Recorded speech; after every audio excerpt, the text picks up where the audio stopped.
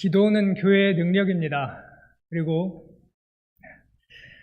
하나님의 영광이라는 이 모호하고 추상적인 개념이 진짜 나의 경험이 되어서 생각만 해도 기쁘고 그것이 나의 기쁨이 되고 우리의 기쁨이 되는 놀라운 일도 기도를 통해 이루어집니다.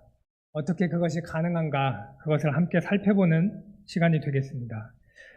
요한복음 14장 13절 말씀을 제가 읽겠습니다. 너희가 내 이름으로 무엇을 구하든지 내가 행하리니 이는 아버지로 하여금 아들로 말미암아 영광을 받으시게 하려 함이라. 예수님께서 제자들에게 구하라고 얘기를 하고 계십니다. 구하라는 것은 기도를 하라라는 말씀입니다. 근데 왜 기도를 해야 하느냐? 기도를 해야 하는 이유가 뭐냐? 기도의 목적이 뭐냐? 하나님 아버지께서 아들 예수 그리스도로 인해 영광을 받으시도록 기도를 해라. 즉, 하나님께 영광을 돌리기 위해서 기도해야 한다라는 것을 이 말씀은 말씀하고 있습니다. 오늘 본문 말씀인 요한복음 16장 24절 말씀을 제가 한번 읽겠습니다. 지금까지는 너희가 내 이름으로 아무것도 구하지 아니하였으나 구하라. 그리하면 받으리니 너희 기쁨이 충만하리라. 지금 예수님께서 또 구하라고 하는 겁니다. 제자들한테. 구해라. 그러면 어떠한 결과가 있냐면은 너희 안에 기쁨이 충만할 것이다 라고 말씀을 하고 계시는 겁니다. 그러면 지금 읽은 이 두 절 말씀을 합하면 우리는 이런 결과를 얻을 수가 있습니다. 하나님께 영광 돌리기 위해 하나님께 기도하면 우리 기쁨이 충만해진다. 이게 오늘의 요점입니다. 그리스도인은요, 이 기도를 통해서 하나님의 영광이 나의 기쁨이 되는, 우리의 기쁨이 되는 놀라운 것을 경험을 하기 때문에요, 삶을 살다 보면은 너무나도 복잡한 정황들이 많지만 그럼에도 불구하고 두 무릎을 꿇고 두 손을 모아서 하나님께 기도드리는 일을 합니다. 우리 교우분들께서는 어떠신가요? 하나님의 영광을 바라보시면서 누리시면서 기도를 하신 적이 있으신가요? 또 기도하고 나서 내 영혼의 기쁨이 넘쳐서 정말 하나님의 천국이 임했다라는 것을 경험해 보신 적이 있으실까요? 언제 경험해 보셨을까요? 먼저 요한복음 14장 13절 말씀을 더욱 좀 깊게 상고해 보도록 하겠습니다. 기도의 목적이 하나님의 영광을 추구하고 하나님께 영광 돌리는 것에 대해서 좀 더 이야기를 해보려고 하는 것입니다. 자, 가정을 하나 해보겠습니다. 제 온몸이 그냥 마비가 된 겁니다. 마비 환자가 됐습니다. 제 힘으로 물 한 잔도 못 떠먹고 밥 한 숟가락도 떠먹을 수도 없고 심지어 대소변도 가릴 수 없는 그런 처지에 제가 처해 있습니다. 할 수 있는 거라고는 이 혀밖에 안 움직입니다. 말하는 게 전부입니다. 이 상황이 계속된 지 하루 이틀이 된 게 아니라 한 10년이 벌써 넘었습니다. 근데 제게 아주 건강하고 믿을 만한 선한 친구 한 명이 있습니다. 그 친구가요, 제가 몸이 마비된 그 이후에 10년이 넘는 오랜 시간 동안에 계속 제 옆에서 간병을 해줬어요. 근데 제가 만약에 통장에 100억이 있는 거예요. 근데 그 친구도 아는 거예요. 그래서 이 친구가 그 통장에 있는 거 좀 얻어가 보려고 만약에 저를 간병을 해줬다. 혹은 그런다고 하면은 저도 이제 머리를 쓰겠죠. 얘한테 내가 다 주면은 갑자기 떠날 수도 있으니까 조금씩 줘야지만 안 떠나고 나를 간병해 주겠지. 이렇게 생각을 할 수도 있을 것 같습니다. 근데 이런 게 아니구나. 저는 진짜 몸이 마비 환자고 통장은 잔고가 영원입니다. 근데도 이 친구가 10년이 넘게 저를 간병을 해준 거예요. 그러면은 제가 이 상황에서 이 친구를 위해서, 이 놀라운 친구, 이 선한 친구를 위해서 할 수 있는 게 뭘까요? 새치 혀, 이 입밖에 못 놀린다고 말씀드렸잖아요. 이 친구가 얼마나 놀라운 선함을 가지고 있는 친구인지, 얼마나 착하고 고마운 사람인지 말하기에 바쁘겠죠. 친구의 영광을 찬양하기에 바쁠 겁니다. 이게 바로 기도의 원리입니다. 우리의 육신이요, 죽음이라는 멸망을 피할 길이 없는데 우린 제한적으로나마 이 세상에서 상당히 많은 것들을 하고 누리면서 살아갑니다. 많은 거래요. 그래서 무언가 진짜 많이 할 수 있다. 그리고 마치 우리의 인생이 꼭 영원할 것만 같은 착각을 특히 젊으면 더 많이 하고 삽니다. 하지만 예수 그리스도를 믿지 않으면 사람의 영혼은, 육신은 죽은 후에 아무것도 할 수 없다. 그리고 육체가 하는 모든 선한 일도 자신이 저지른 죄악을 티끌만큼도 만회할 수 없다라는 것이 성경이 반복해서 말씀하고 있는 사실입니다. 그래서 하나님께서 요한 사도를 통해서 이렇게 말씀을 하셨습니다. 나는 포도나무요 너희는 가지라. 그가 내 안에 내가 그 안에 거하면 사람이 열매를 많이 맺나니 나를 떠나서는 너희가 아무것도 할 수 없음이니라. 또 바울 사도를 통해 이렇게 말씀하셨죠. 로마서 7장 18절 말씀이요. 내 속, 곧 내 육신에 선한 것이 거하지 아니하는 줄을 아노니 원함은 내게 있으나 선을 행하는 것은 없노라. 근본적으로요, 본질적으로, 영적으로 봤을 때 모든 사람이 아까 제가 말씀드렸던 그 예처럼 다 마비 환자입니다. 영적으로요. 아무것도 하나님을 위해서 할 수 있는 것이 없는 그런 비참한 죄인이라는 것이 성경이 계속해서 반복해서 말씀하시는 내용입니다. 그러나 하나님께서 마비된 사람을 한없는 사랑으로 간병해 주신 그 친구처럼요. 영혼의 의사이자 영혼의 간병인이 되어주셔요. 성령님 보내주셔서 죽은 영혼도 살려주시고 새롭게 된 영혼 안에 임재하셔서요. 풍성한 성령의 열매를 맺게 하시는 일, 그게 바로 영혼의 간병인, 영혼의 의사 하나님께서 우리 안에서 행해 주시는 놀라운 일들입니다. 이때 기도를 하게 되는 거죠. 하나님께. 저는 그리스도 없이는 아무것도 못해요. 그리스도 없이는 죄를 용서받을 길이 없습니다. 그리스도 없이는 하나님 아버지께서 받으실 만한 선을 행할 수 있는 능력도 없어요. 그러나 그리스도가 제 안에 계시면 저는 하나님 아버지께 담대히 나아갈 수 있고, 그리스도가 제 안에 계시면 저는 하나님께서 기뻐하시는 선행을 할 수 있는 힘을 얻습니다. 하나님 감사합니다. 이 힘을 제게 주셨습니다. 라고 기도를 할 수 있습니다. 이게 하나님께서 영광 받으시는 기도라는 것입니다. 그러나 막상 우리 현실을 살펴보면요, 기도가 옵션입니다. 그리고 그냥 옵션도 아니라요, 찾는 사람들이 없는 비인기 옵션입니다.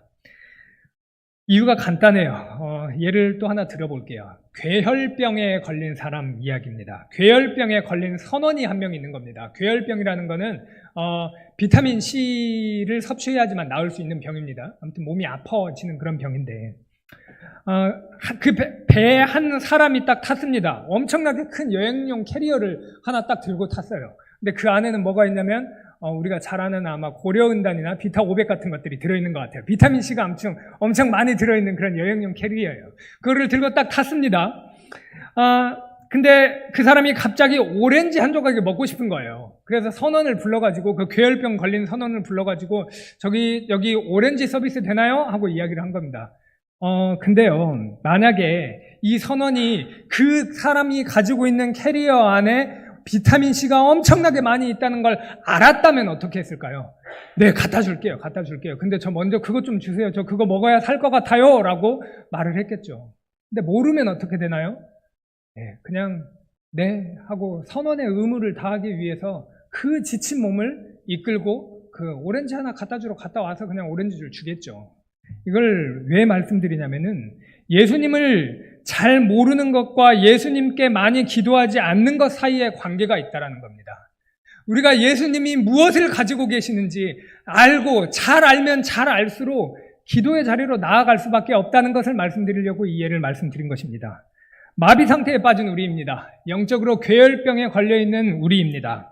우리를 구할 수 있는 유일한 구원자가 예수 그리스도라는 것을 더 깊이 알면 알수록 우리는 기도 안 하고는 100일 수가 없습니다. 기도를 할 수밖에 없습니다. 예수 그리스도를 닮아갈 수 있도록 저에게 힘주세요. 그 은혜를 더욱 꼭 붙잡게 해주세요라는 기도의 자리로 나아갈 수밖에 없다는 겁니다. 그러면 기도가요, 호흡처럼 자연스러워지는 날이 점점 오기 시작합니다. 근데 설교를 들으면서 우리가 기도를 드릴 때는 주기도문을 보시면 아시겠지만 하늘의 것을 구하는 기도들이 있습니다. 하나님 나라가 임하기를 원하는 그런 기도요. 하나님의 이름을 구하는 기도, 이런 하늘의 것을 구하는 기도가 있고, 그 다음에 이제 땅의 것을 구하는 기도가 있습니다. 지금 저희는 하나님의 영광이라는 하늘의 것을 구하는 기도들을 이야기했는데, 그러면 우리는 땅의 것을 구하면 안 되냐? 그건 아닙니다.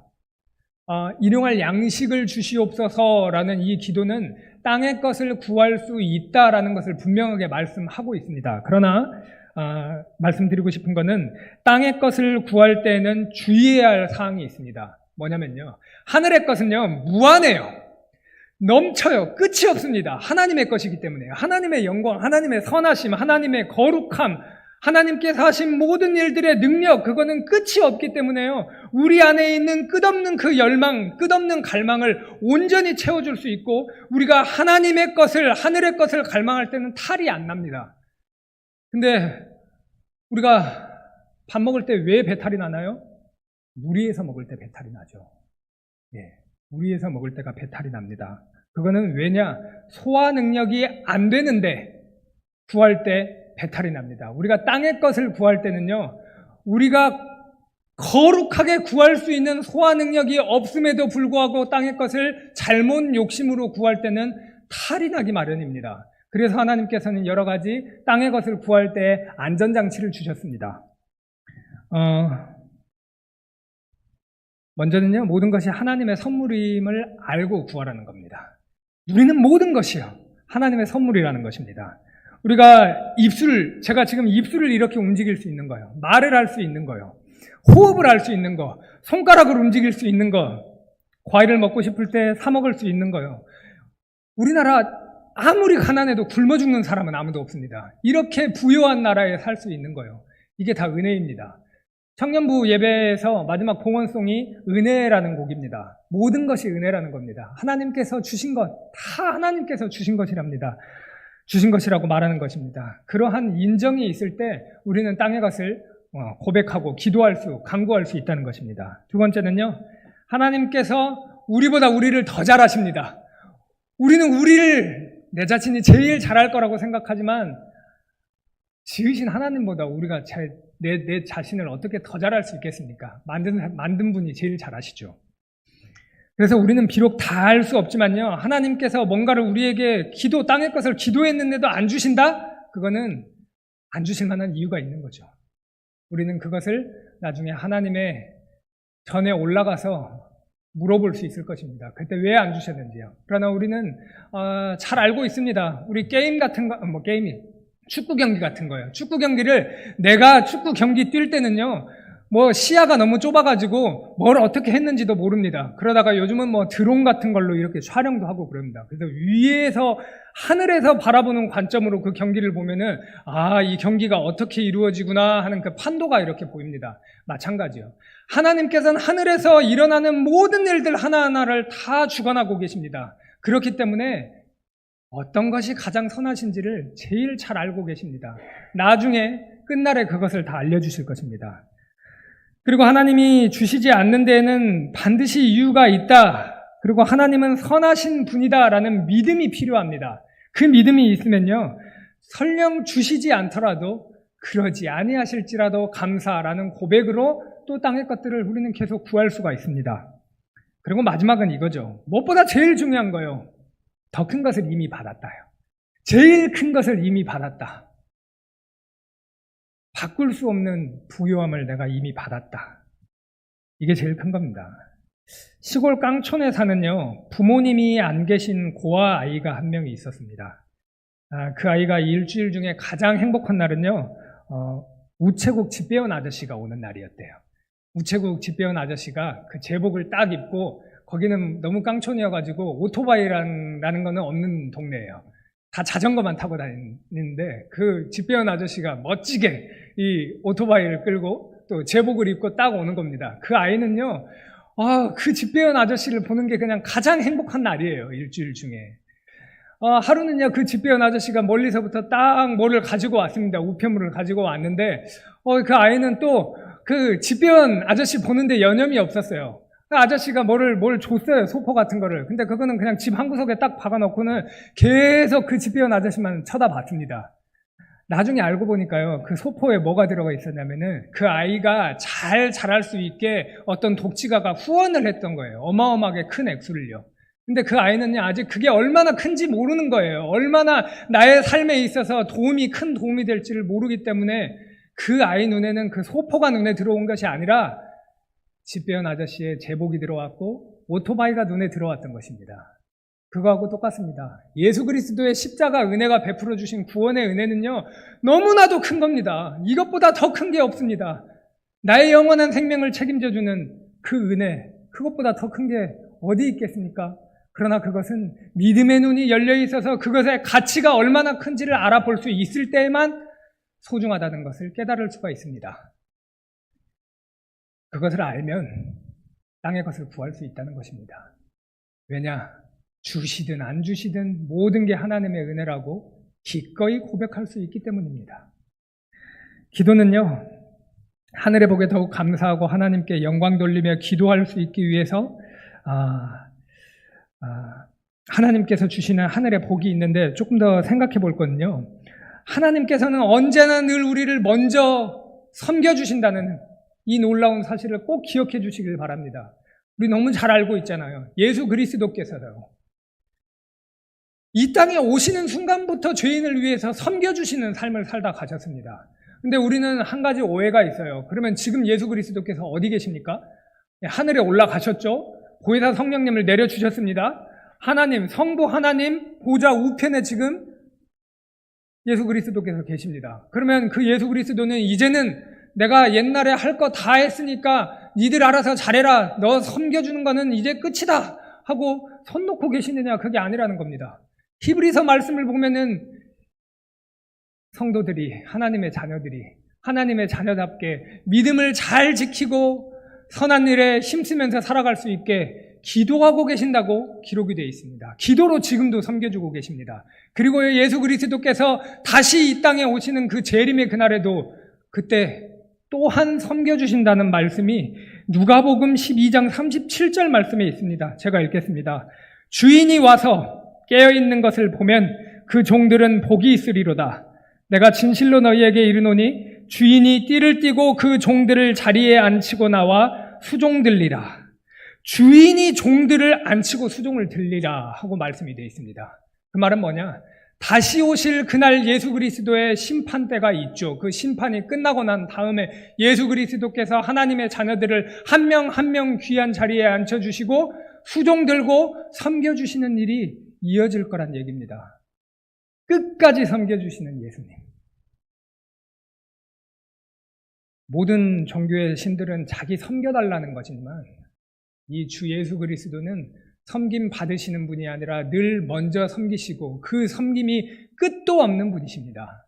우리는 그 섬김을 기억할 때 기도의 자리로 더 담대하게 나아갈 수 있다는 것입니다. 기도의 한 축인 하나님께 영광 돌림을 생각을 해봤는데 이제 다른 한 축인 우리의 기쁨, 기도하는 자의 기쁨에 대해서 한번 생각을 해보겠습니다.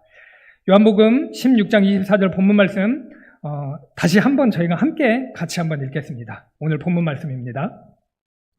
지금까지는 너희가 내 이름으로 아무것도 구하지 아니하였으나 구하라. 그리하면 받으리니 너희 기쁨이 충만하리라. 뭐를 받기 때문에 기뻐하는지가 안 나와 있어요. 근데 그거를 16장 22절 말씀을 보면은 알 수 있습니다. 제가 읽겠습니다. 지금은 너희가 근심하나 내가 다시 너희를 보리니 너희 마음이 기쁠 것이요 너희 기쁨을 빼앗을 자가 없으리라. 예수님께서 죽으신 후에 부활하셔서 만나주시고 바라봐주시는 일이 일어나기 때문에 그것 때문에 기쁨이 충만하다라고 말씀을 하고 계시는 것입니다. 방금 말씀드렸지만은 지금은 예수 그리스도께서는 하늘에 지금 하나님, 성부 하나님 보좌 우편에 앉아 계신다고 말씀을 드렸습니다. 직접 육적으로 만날 수는 없습니다. 그러나 성령 하나님을 보내주셨기 때문에 예수 그리스도를 믿는 사람은 그 영혼이 그 하나님의 형상이 성전이 되어서 성령님이 보이지 않지만 영적으로 임한 사람입니다. 성령님을 뭐라고 부릅니까? 그리스도의 영이라고 부릅니다. 그 그리스도의 영, 성령님을 통해서 교제를 계속하고 있습니다. 그리스도께서 성령님을 통해서 하나님의 자녀를 계속 바라봐 주시고 있습니다. 계속 바라봐 주시고 계십니다. 그래서 무엇이든 원하는 대로 구하라. 그러면 이루리라 라고 하는데 그때 무엇을 구하느냐? 하늘의 것입니다. 죄인이라는 것, 영혼이 거듭나는 거예요. 믿음이라는 것, 회개라는 것, 죄 용서, 의로운 자로 여겨지는 것, 하나님의 자녀로 여겨지는 것, 예수 그리스도를 닮아가는 것, 예수님이 다시 오시는 것, 천국에 가는 것, 이 모든 것들이요 막연하게 느껴지잖아요. 어떻게 보면은. 그러나 기도 가운데에서 이게 더 이상 막연하고 추상적인 개념이 아니에요. 내가 기도를 통해서 이 개념들이 내가 누리는, 내 영혼이 체험하는 현실이 되는 것, 기도로 가능합니다. 기도로 이것을 맛본 사람은요, 기도를 안 할 수 없어요. 기쁨이 넘치거든요. 제가 얼마 전에 금요 영성 집회를 끝나고 사실 이 말씀을 하기 위해서는 저도 기도의 어떤 깊은 맛을, 기도의 어떤 기쁨을 제가 누리고 말씀을 드려야지 힘이 있지 않겠습니까? 그래서 계속 기도를 하면서 말씀을 준비했었습니다. 그 기쁨, 하나님의 영광이 저의 기쁨이 되는 그 놀라운 체험을 먼저 할 수 있게 해주시고 그것을 담대하게 전할 수 있게 해주세요 하고 뜨겁게 기도하는 시간을 금요 영성 집회 때 가졌습니다. 그리고 성령 하나님의 도우심으로 인하여서 3층에서 4층으로 올라가는 그 계단이 올라갈 힘이 없더라고요. 제가 죄인이라는 게 너무나 깊게 믿어져서 온몸에 힘이 빠지고 눈물이 나고 너무 비참해서 그 한 층을 올라가는 게 마치 100층 계단을 올라가는 것 같았습니다. 그리고 올라가서 저기 방송실에 앉았습니다. 주 예수 그리스도께서 죄인에게 베푸신 은혜가 얼마나 큰지를 생각하고 묵상하는 기도를 드렸습니다. 너무너무 큰 기쁨이 밀려와서 그래, 이게 기도의 능력이지 라는 것을 체험하는 시간을 가졌습니다. 세상에 줄 수 없는 참된 기쁨, 오직 기도로 온다라는 것을 체험하는 시간이었습니다. 기도를 통해서 어떤 경험들을 하시나요?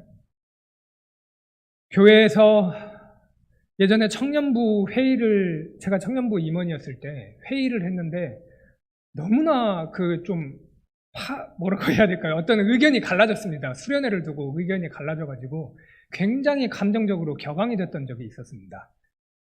어떻게 해야 될고 너무 염려가 되고 걱정이 됐습니다. 분위기가 너무 안 좋았었거든요. 그리고 나서 회의가 끝나고 나서 기도를 하는 시간을 가졌습니다. 20분, 30분을 기도했던 것 같습니다. 그런데 그 기도 끝에 모두가 제가 잘못했어요.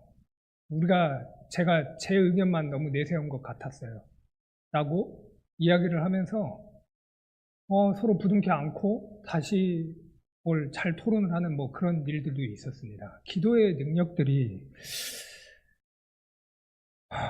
경험을 하면 참 놀라운 경험들이 있다는 것을 느낍니다. 영죽을 죄인이 하나님의 자녀로 받아들여지는 기쁨이요. 세상 속에서 짓눌렸던 염려와 걱정, 그 모든 것들이요, 하나님의 섭리의 손길 안에서 그래, 하나님이 다 책임져 주실 거야 라는 생각과 함께 평안이 되는 그 기쁨이요.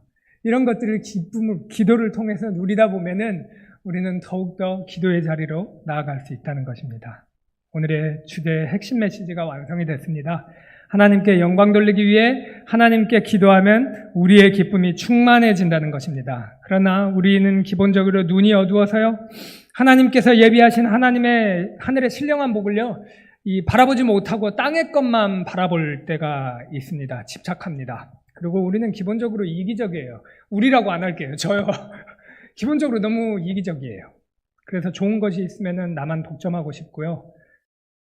저밖에 모르는 사람이에요. 그런데 기도를 하다 보면은 체질이 변합니다. 점점 나라는 죄인을 잊어가고 예수 그리스도를 닮아가는 모습들이 조금씩 더 커져가는 놀라운 일들이 기도를 통해서 이루어집니다. 믿음의 눈에 시력을 강화해서요, 하나님과 하늘의 것이 더욱더 선명하게 보이는 놀라운 일들이 기도를 통해서 일어납니다. 간장종지만한 제 마음이요, 조금 더 커져요. 세숫대야만큼. 그리고 더 원하기는 다라이만큼이나 커졌으면 좋겠어요. 그 일이 기도를 통해서 일어납니다. 그래서 기도는 중요합니다. 그런데 우리는 왜 기도 생활이 이렇게 어려운 걸까요? 종교개혁자 칼빈은요, 기도만큼 어려운 게 없다고 이야기했습니다. 왜냐? 정말 어렵지 않으신가요? 기도하는 게 쉬우신가요? 막 기도하면은 몇 시간씩 기도가 쉽게 되시는 분들이 계신가요? 아니요, 어려워요. 믿음의 어쩌면 그리스도인이 아니기 때문에 기도가 어려울 수도 있고요. 그리스도인이 맞는데도 불구하고 기도 생활을 제대로 못 누리고 있을 수도 있어요. 왜 그러냐면 사실 그리스도인은 기도 중요하다는 거 다 알고 있습니다. 그러나 그게 쉽지 않은 거예요. 구체적인 계획이 조금 필요합니다. 불현듯 오늘은 기도 좀 해볼까라는 마음이 생겼을 때 나의 의지를 동원해서 기도의 자리로 가기 위해서는 조금은 구체적인 계획을 세울 필요가 있습니다. 수요 예배를 나오든지 금요 영성 집회 아니면 새벽 기도 나와서 기도의 자리로 오시는 것도 좋습니다. 그게 아니면은 우리 그 코로나 시기에 온라인 줌 구글 이런 것들 배우시지 않았나요? 마음이 맞는 사람들과 온라인으로 자리로 1분, 2분이라도 하기 시작한다면 그것이 3분이 되고 5분이 되고 10분이 되고 1시간도 되는 그런 일들이 일어납니다. 그래서 마침내 하나님의 영광이 나의 기쁨이 되고 나의 기쁨을 사랑하는 사람들과 나눌 수가 있습니다. 마지막 하나만 더 말씀드리겠습니다. 기도는요, 내가 무능하고 나는 힘이 없기 때문에 하나님께 도움을 구하는 최고의 한라인입니다. 교회를 세우는 일, 교회를 운영하는 일, 저는 청년부를 섬깁니다.